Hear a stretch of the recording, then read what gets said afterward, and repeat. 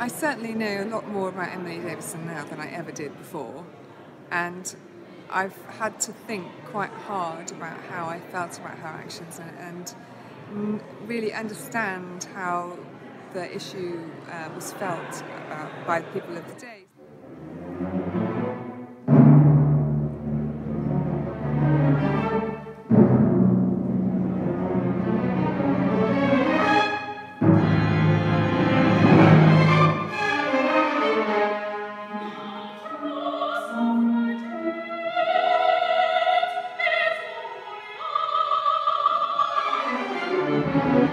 Also, that sort of ideological, impassioned action just made me think, well, what would you feel like if you had been driven to feel that? So it's actually quite a sad story, really.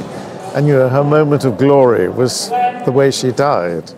And so I suppose at least we all remember her name when thousands of others are not remembered.